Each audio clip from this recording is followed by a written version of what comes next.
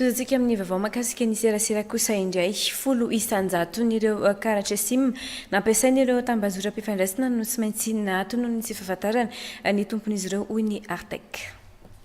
Ankoatra ireo efa nahato, efa fantatra avokoa ny tompon'ny karatra sim rehetra miasa eto Madagasikara ny ahafahana miady amin'ny fampiasan'ny olon-dratsy ny karatra sim no tsy maintsy nidirana tamin'ity etsika ity hoy ny Artec tiany iray tsy maintsy idirana indray nefa ny fanafonana ny finday tsy manara-penitra tsy asa intsony eto Madagasikara hoy ny Artec fanazavana.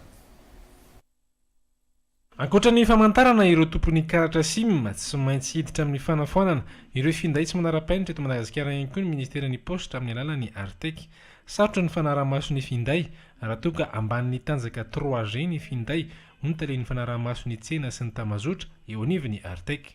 Dia eo ampiheverana ny Artec amin'ny hoe ahoana ny fomba iarovana ny fampiasana ireny telefônina tsy manara-penitra ireny. Amin'izao fotoana izao araka ny totanisa efa mihoatra ny 520 isanjato nireo telefônina miasa amin'izao fotoana izao no telefônina tsy manara-penitra na izy niditra manokana amin'ny lalana hafa tsy manaraka n'ilay antsoina hoe circuit habituel na izy telefônina tsy manaraka ny fenitra ilaina zany hoe tsy nahazo n'ilay antsoina hoe homologation aty amin'ny Artec.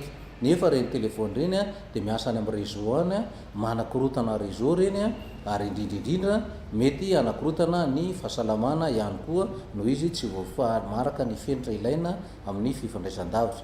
Nefa koa mety koa isy olana amin'ireny telefônina reny ny fisininy hoe ataontsika hoe volam-panjakana tsy tafiditra raha tsy manaraka n'ilay circuit normal. Efa fantatra avokoa ny tompon'ny karatra sim rehetra miasa eto Madagasikara amin'izao fotoana izao. Raha rano lalàna ny fanomezana karatra sim tsy misy kara-panondro hoy ny Artec. Ahafahana miady amin'ny tsy fandriampahalemana no anisan'ny antony tsy maintsy nandraisana ny fepetra. Mba hanamorana ny asan'ireo miandraikitra izany fandriampahalemana zany dia ilaina ny hahafantarana ny client rehetra sy ny karata sim ampiasaina.